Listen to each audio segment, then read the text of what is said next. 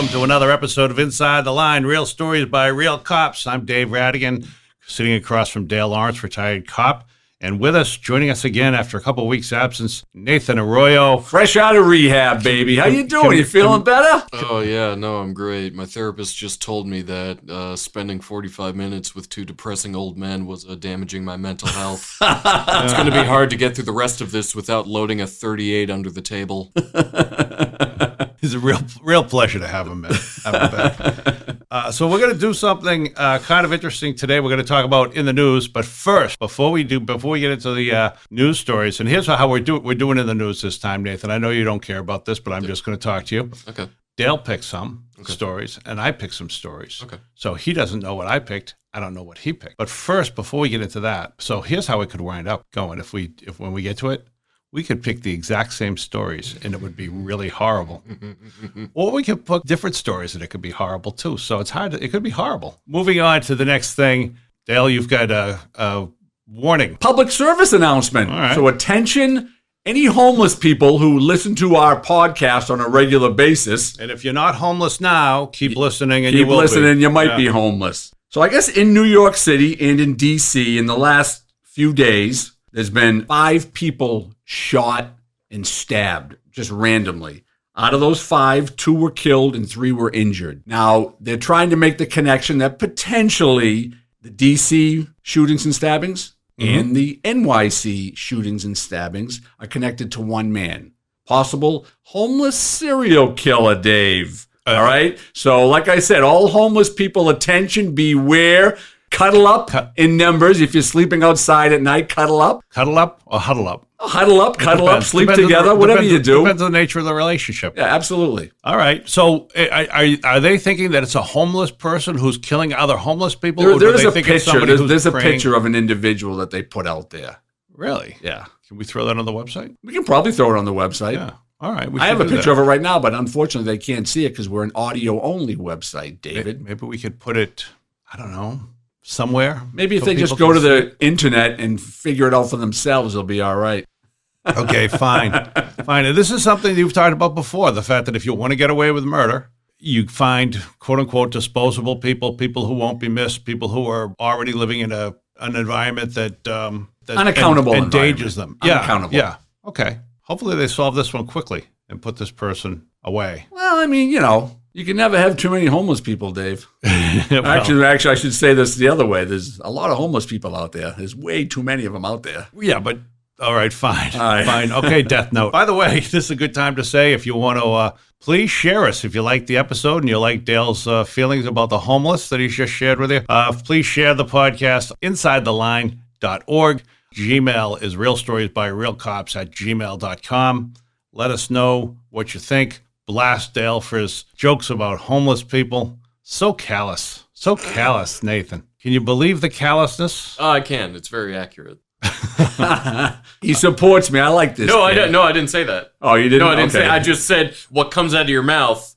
Very accurate for you to be saying. Oh, okay. All right. Okay. So he's speaking his truth. He's speaking his truth. His truth All right. may not be my truth, but it's still his Well, if truth. Nathan And doesn't so watch out, he could very easily be homeless in the next few hours. It's a matter of time. So, all right, why don't you go first? I'm going to go first, and Dave. then I will comment on your story. And Nathan, hopefully you'll comment on this story. All right, the first one we're going to start out, we're going to kind of build the tone here of the podcast. And this is going to be an audio clip. All right. Don't worry about it. My auntie probably your boss, so don't even worry about it. She's a police officer too. This is my fault. Hey! How am I police? Don't touch me. Hey, just go. How do you like that, Dave, huh? I think What a that's- nice girl she is. Let me give you a little background. She did mention a little bit, but basically there was a drug bust in Chicago a few days ago. And the chief of the Internal Affairs Division of Chicago PD by the name of Yolanda Talley, her police car, it was a Lexus, so it was an undercover police car. Her police car was used in a drug deal, 42 grams of heroin worth about $6,000. Her niece, that's the girl you heard on the audio, that was her niece, and her boyfriend did a drug deal, and they put the drugs into that car, and they sped away. Chicago police, undercover drug detectives in pursuit. They pulled the car over. They threw the drugs out the window. And when they pulled the car over, that's the audio you heard of her telling the detectives that, oh, my aunt is your boss. What a lovely young lady. Fascinating. I mean, how corrupt is the Chicago Police Department? I mean, you're trying to tell me that lady, she's been a cop. She's a chief. So she's been a cop for over 20 years. And you're trying to tell me you don't know that your lovely niece is probably dealing drugs in your car. You let your niece take your police car, undercover police car? You let her take it? Well, listen, the stupidest thing I've ever heard. It is the stupidest thing you've ever heard. But how about this? How many drugs? I mean, 42 grams are worth around much- $6,000 street value. What's 42 grams? How big is that? I don't know. It's worth $6,000. We should ask our resident drug expert, All right, Nathan. Nathan? 42 grams of heroin. That's a lot. It's a lot. It's just how we'll just go with a lot, Dave. That's a lot. Is it a backpack worth? Is it 2 backpacks? 2 backpacks. Yeah, it's a big 3 backpacks. It's like your little lunchbox. Do you Dave. even know? Do you even know how 4 big? backpacks. Like a bag of How big chips. It's a bag of chips. 5 backpacks. All right, so you don't 6 know. backpacks. Okay. All right. You sound like Dora the Explorer. 7 backpacks. Oh, there you go. I don't know. I mean, is she corrupt or I mean is Well, the- this the is chief- where I know she's corrupt because Okay. I watched the whole is a video Yeah. with audio attached to it. Okay. Video is probably 3 minutes long, and the detectives very professional. They didn't degrade her. There was no use of force. Everything, in my opinion, was by the book. And you want to know what they did to those detectives? They put them on desk duty. Really? Yeah, so they're investigating what happened. So that tells me that this chief who owns that car, Yolanda Talley, she put the screws to the drug unit because they happened to run into her niece. You think so? I know so.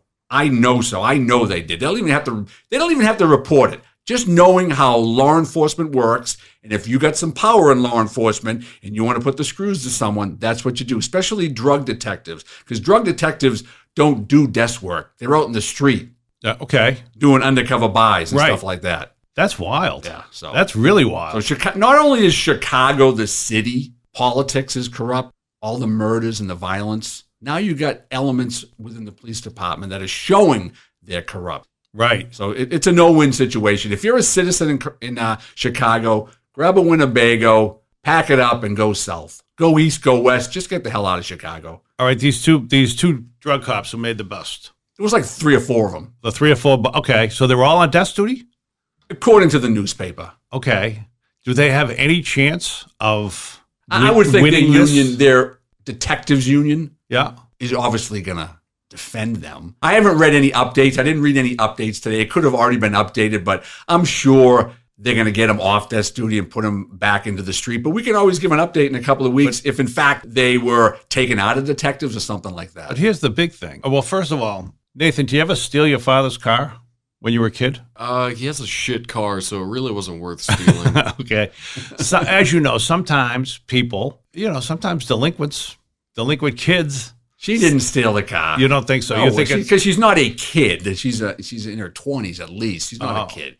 She didn't steal the car. so? You don't think there's any situation at all where the niece could have said, No, "Hey, because I'm gonna if go there out." was a situation, then that police department, to save face, would have put out a public service announcement that the chief had no idea she took it. Right. She lives with her. She grabbed the keys when the chief was sleeping or at work or whatever was going on. She took the car, and we're charging her with use without authority or stealing a motor vehicle. That's how you would save face on that one. not just saving face. That's people do that all the time. If someone uses your car involved in a crime or it was in an accident and you go there and no one's there and it's like, gee, this car hit a tree or ran into something, people usually report the car stolen. When in fact it wasn't stolen. Right. Their kid was drunk and drove the car. That's into a how I tree. do it. Yeah, why wouldn't you do that? Well, you might want the person to face the consequences of their action. That whole thing. But human nature will do that. Just report the car stolen, deny any involvement, you and save make yourself the police investigate it. You save a lot. You save a lot of hassle by doing Absolutely, that. yeah. By doing that, and obviously you avoid consequences.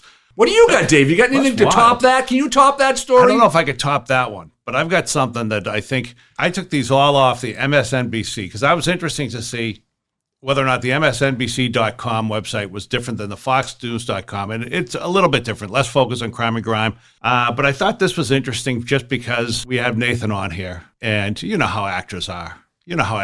So we've got probably I would say maybe the most famous actor of 2019, Jussie Smollett. He's incarcerated right now. Yeah. For the false, what was it? Perjury. He had been brutally assaulted in Chicago's Streeterville neighborhood in January 2019. Said the two men punched him, kicked him, used racist and homophobic slurs, threw a chemical in his face, and wrapped a noose around his neck. And I think he said they were wearing MAGA hats. Yeah, MAGA hats. That topped everything off. So they wound up arresting his two people who I think were his personal trainers, and they said, no, he paid us to do it, and he thought it would be good for his career, and now he's in jail. And according to his family, the actor is in a psych ward in jail. They're concerned about him committing suicide, but that's false. He would never commit suicide. He's strong, and he's ready to fight this. And I thought this quote at the end I thought was really good was... he was found guilty of 5 of 6 charges, by the way. His family is still saying he's innocent. But here's a quote that I thought was interesting from his sister, Journey Smollett. She says, Jussie is innocent, and you don't have to believe in his innocence to believe he should be free, she wrote. So, well, in Chicago, I'm surprised he isn't free because a few months ago, we just spoke about this a couple of weeks ago, about the gangbangers who shot each other and one of them killed another one. They're out free. Yeah. Yeah. So if you go on that premise alone in Chicago, let the kid out. He didn't do anything that bad. It's not that bad. I guess that's my question. I mean, this is sort of, to my mind, the analogy I would make to this would be the analogy of somebody has to go save you in the mountains. If you you're mountain climbing and you get stuck and you got to send 50 people out there and they all risk their life to save you. Yeah, and then you've got to they hit you with a bill, right? Usually, that's absolutely correct. And yet cops, if I say that I was beaten up by a bunch of guys, let's say it's Nathan here. All right, he's an actor. Nathan beat the crap out of you. He's tough, you know. No. I'm not going this way. Let's say Nathan is the victim here. Nathan's the victim here. So Nathan goes up. He goes to a comedy show. He thinks, what would really be good for my career? There would be a story in the papers about me being beat up. So there's a story about Nathan being beat up after a comedy show by some unruly patrons. I'm thinking now, unruly patrons, that wouldn't be news. Comedian beat up by patrons, that's... Well, if you've listened to his comedy act before, he does a whole skit on Disney, so some people from Disney. All right, some Disney people who are out to a comedy show, and they don't appreciate what he said. How about this? Members of a sorority at the local college. He does a college, and the members of the sorority beat him up. He says, all I saw was the something Beta, whatever. And he's going to say that he was beat up by these women from the sorority.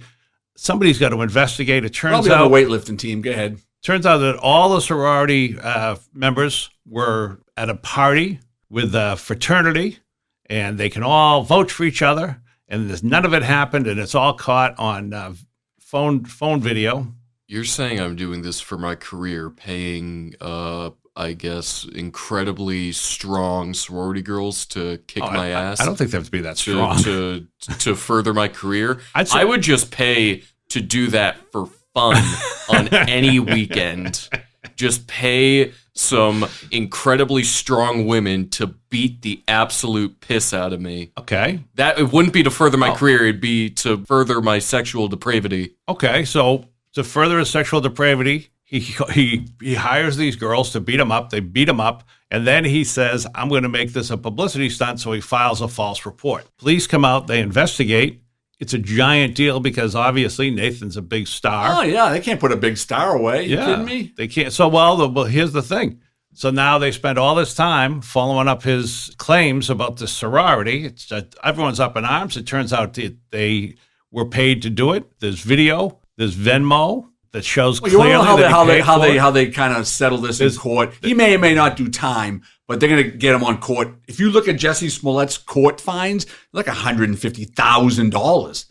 Big money. Yeah. Big money. So is it unusual for him to wind up in jail? I would think in Chicago, based on what people don't go to jail for over there, like murder and rape and all sorts of other heinous crimes, then to put him in jail in that jurisdiction, absolutely unusual.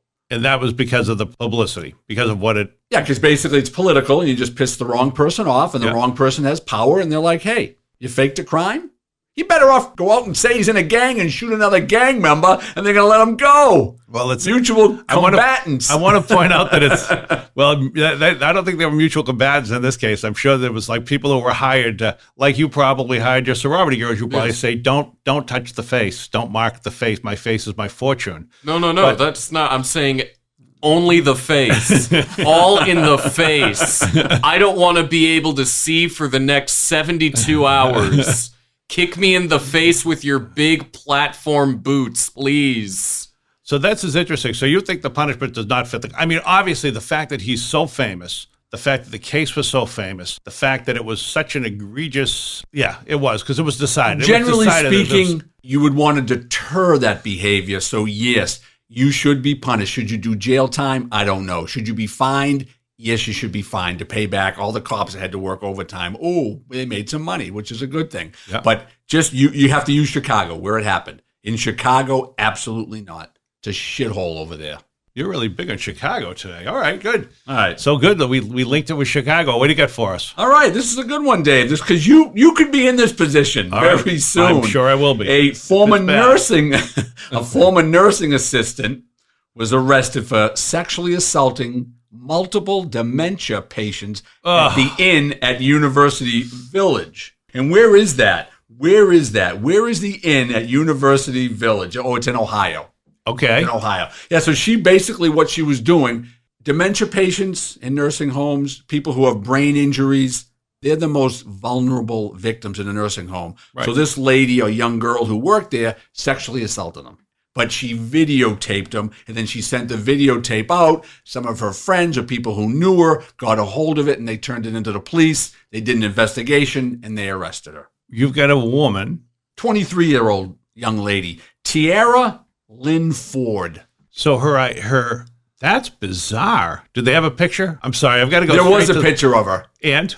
In my opinion, she looked like a criminal, but everyone in a mugshot usually looks like a criminal. Yeah. I can take it. Looking at you right now, Dave. Dave just wants to know if she's hot, yes or no. No, she wasn't that attractive. But everyone in a mugshot looks like a criminal. Even you, Dave. If we had a mugshot of you, you'd be like, yep, he looks guilty. I look like a criminal in my license picture. Yeah, so she looks like a criminal. Kind of mean, ornery looking. But so she's mean, she's ornery looking, and she wants to get these Alzheimer's and dementia patients to have sex with her. Yeah. And they can't testify. How can they testify? Especially if you have a brain injury, right. If you have dementia.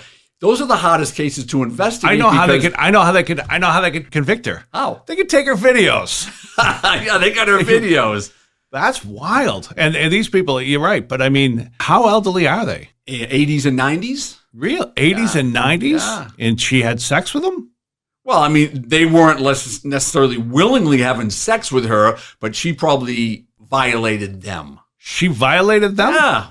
See, you got to be aware of this, Dave. You're like 65, brother. I know. You're like one head injury away. I'm thinking, a stroke away from being locked up in some little ward. You're a stroke away from a stroke. I got to tell you this. The funny thing is, how many guys will say, now we know it's really bad for an adult female teacher to have sex with a student because it can mess them up for a long time. On the other hand, I know people who say they go to these websites of the teachers who've been jailed for having sex with their students, and they say they tend to be pretty hot. Yeah. And men tend to say, why couldn't that happen to me in high school? Yeah, if I was 15, I would please hashtag why not me, victimize me, please. Well, you would think that. You would think that, but I know that there are ramifications. Well, let's ask Nathan. Nathan literally just got out of high school a few years ago. What's your thing about this? If you're a kid in high school and you're a sexy math teacher. None of my high school teachers were hot. Not even the chorus teacher? Come on, I know her. Fuck no. Yeah,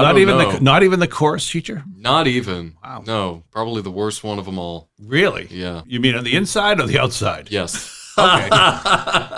All right. Yes to both. I don't know. I think I just feel weird about it the next day. Like, oh, I still have to go to this class? Yeah, that's the thing about it. Can I just go home? I think that's a lot. Let me go home or I'll call the cops. They have to give me an A or I call the police. Your mind goes straight to blackmail. Yeah. All right. Anyway, my point is when males think about this happening with a teacher assaulting, especially like a 15 or 16-year-old kid. Right. And if you know about it, it's a horrible idea. If you just think about it, it's like if you think about it with a male brain, with an adult male brain, and you're thinking, oh, this would be a nice one-night stand, two-night stand, three, whatever. We think about like, wow, I wish I was in high school now. Yeah, no, people think that way. It's unfortunate. Hearing this story. Oh, this is hard. This is just. I can't wait. It's like disgusting. I can't wait. Or you can't wait to be locked in a ward? Locked in a ward. An Alzheimer's ward? And the most sex you ever had in your life in Alzheimer's ward? And a woman comes up. Well, yeah, what's it, once a year? Anyway, all right. So that's horrible too, but I don't think that's that horrible compared to a lot of things. One thing that happens at old folks' homes, as the mind degenerates, the person sometimes loses impulse control, which is one reason why old people will say ridiculous racist things. Because their brain has nothing to do that they were born like in the early 1900s when they were racist. I think it's let's put it this way. It might be both. It might be like this was the instinct that they've learned to curb, and now as their brains just degenerates a little bit, now they don't have that governor impulse on control. Absolutely. Yeah. It's the same thing happens with people who are mean. Believe it or not, they say people who are mean will sometimes get nice at the end of their lives. So they'll be sitting in in an old folks' home. Sorry, Gladys, it's not getting you into heaven.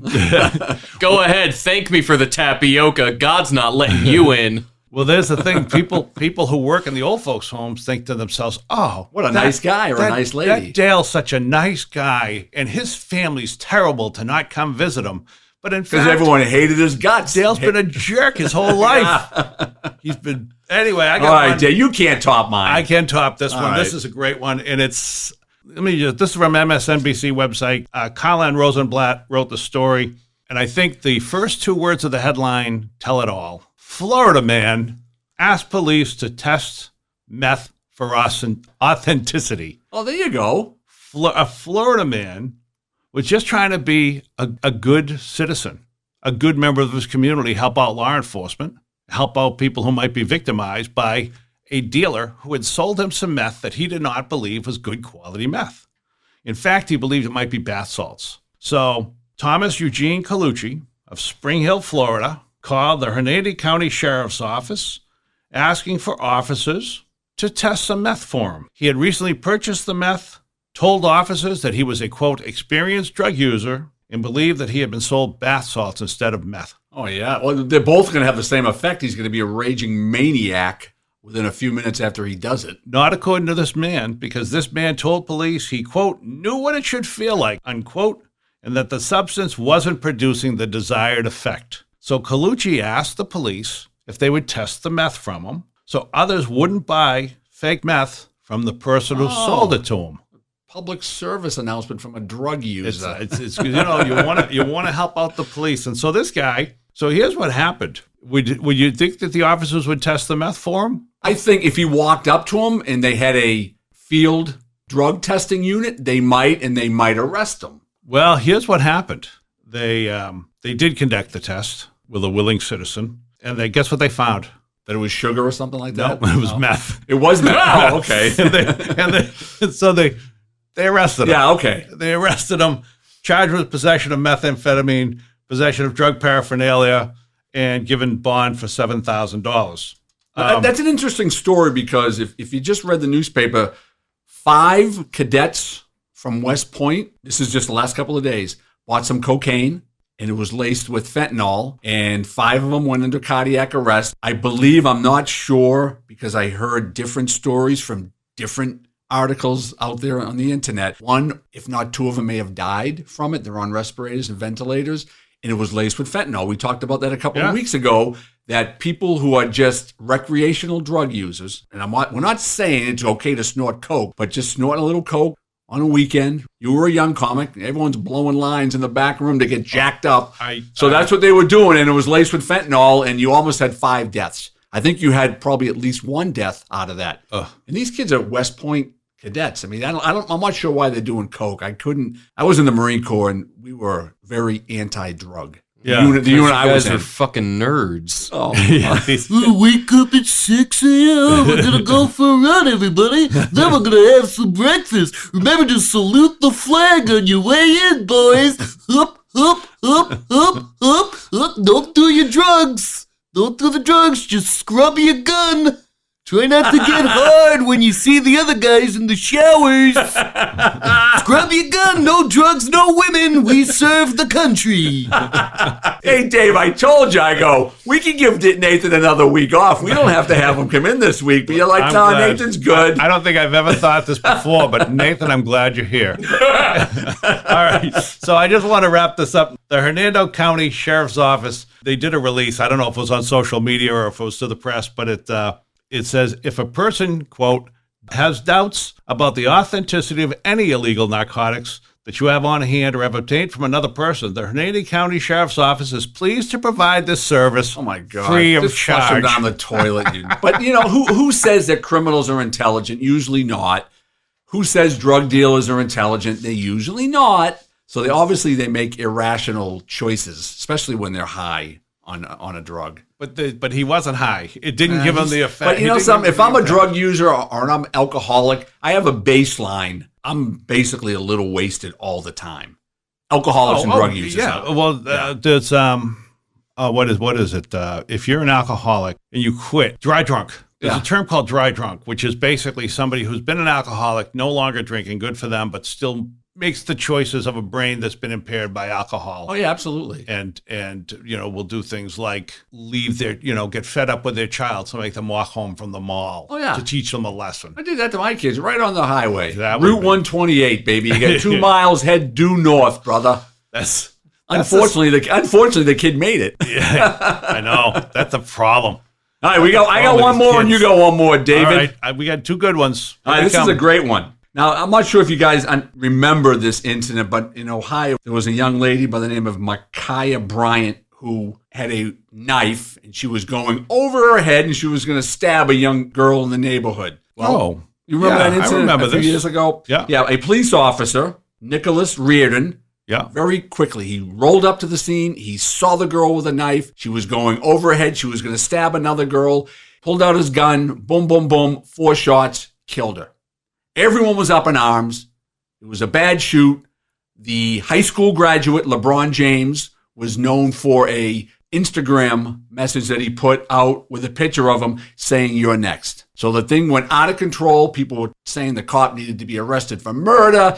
The department was obviously supporting him. So it goes full circle. And just the other day, the headline was, "The officer who killed Micaiah Bryant has been cleared of criminal wrongdoing." That was the title of the article. However, my title should have been Columbus, Ohio police officer who saves life of unarmed girl awarded life-saving medal. Yeah. Because they twisted that like he killed her. Yeah. But he defended a life, maybe 2 lives. Here's the point. How do you figure it's 2 lives? He could have stabbed her. He could have stabbed someone else. I mean, she could have gone on a random stabbing spree. There was about 4 or 5 people in the area. You never been on a random stabbing spree. Nathan, I know you have. Yeah. Nathan? You just grab a knife and you just start stabbing people. Not random. That's a weird one to me. I mean, that's been weird to me from the very first time. Never have even gone to grand jury. Well, why would it? I mean, did he political, not? Did he? Political. See, you always say say that.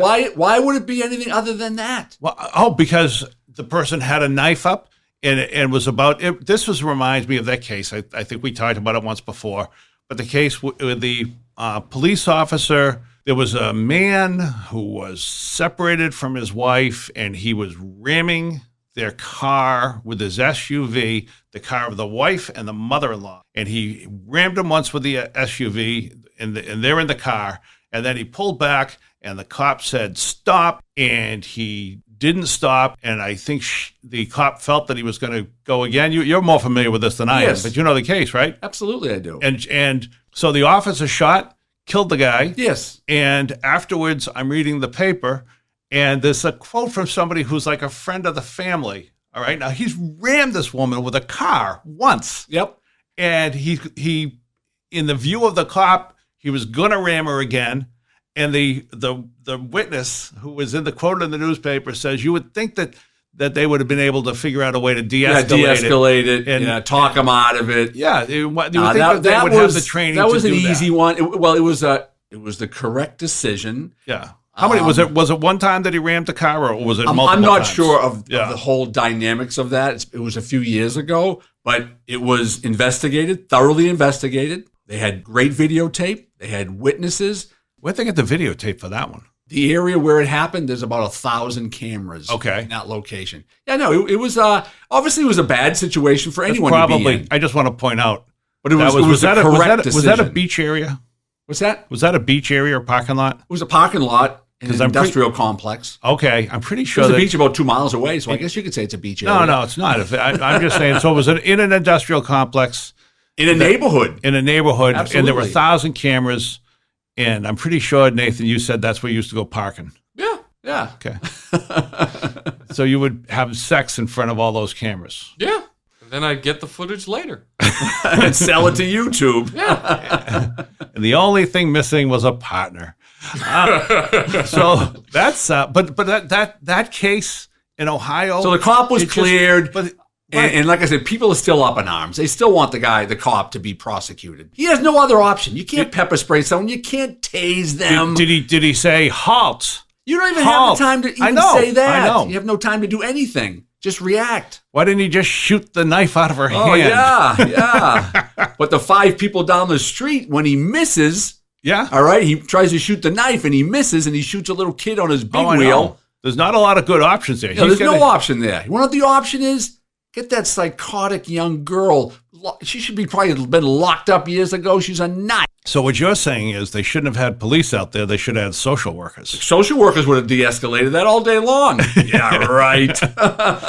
All right, Dave. That's wild. See if you can beat that one, brother. Yours have been kind of lame. Whenever I hear that, might have been lame. Yeah. The Florida man? No. That's just stupid. Well, that's what I was going for. That's what I was going for the stories that attract me. All right, this one. A man was denied entry to New York's Museum of Modern Art. So how did he respond? By stabbing two employees. We got a bunch of stabbers out here this week. Didn't like the Banksy exhibit, apparently. The victims were, they're in stable condition. Nothing to laugh at, but since we're here. This guy was 60 years old. He had recently had his membership revoked, although it wasn't clear if they even knew this, if he even knew it. To the museum? They had had incidents with this guy before. Yeah. So I don't know if he was they don't say if he was a homeless guy. Basically, the man approached a reception area and he wanted to see a film of some sort and he wasn't allowed in and he jumped the counter and started stabbing. That's insane. Yeah. I got to say this, 60 years old jumping a counter. Well, pretty good. Because you're 63 and I know you can't jump it. I couldn't jump a counter 57, when I was 40. I could jump it. Oh, sure you could. Sure I could. Sure you could. You could not. Probably not. Yeah. You'd think you could, you'd think you could do it. But then you'd wind up like, what was it, Tom Berenger in The Big Chill, who tried to slide across or jump into his car to sit in the seat because he was a TV detective from the 70s. And what happened? He fall on his ass or something? He pulled a muscle. Oh, did he pull a muscle? He pulled a muscle pretty severely. But he did it to get out of in the movie, he did it to get out of a speeding ticket or some sort of it. They were in trouble.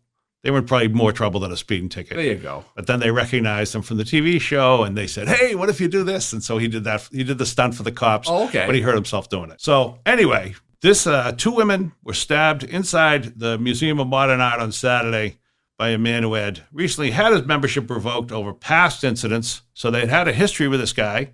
They revoked his membership. They don't say if he was mentally ill. Well, let me give you a little insight. There's no museums because in the community I live. Yes, go ahead. I know what you're going to say. You know exactly what I'm going to say. Yeah, I know. You're going to say, here's my insight, being a person who knows museum people so well, is that museum people are all inbred and... I was going to say that at any in time, any even small though community or middle... this Midtown Manhattan. Okay, but let's go back to a small community that doesn't have museums. Every community has a library.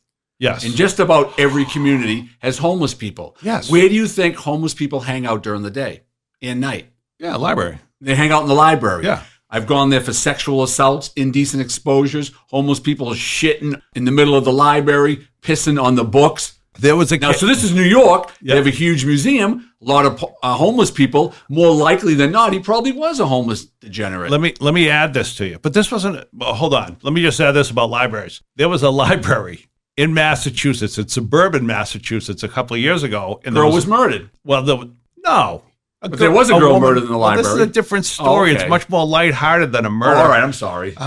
She was arrested for prostitution. Oh, And yeah, it was sponsored by the Friends. think it was BB? No. The Friends of the Library sponsored. No, they didn't sponsor it, but the woman was arrested in a suburban library, which is not a kind of place that you expect it to happen. But here's the thing. A museum costs money to get into. It's not free.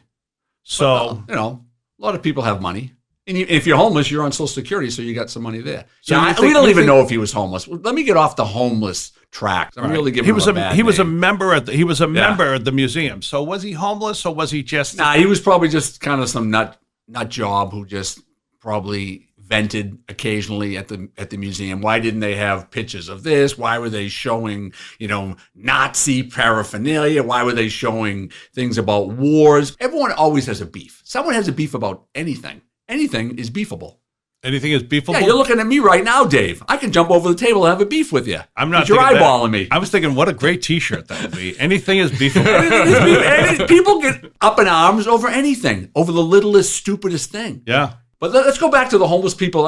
Another public service announcement here. Okay.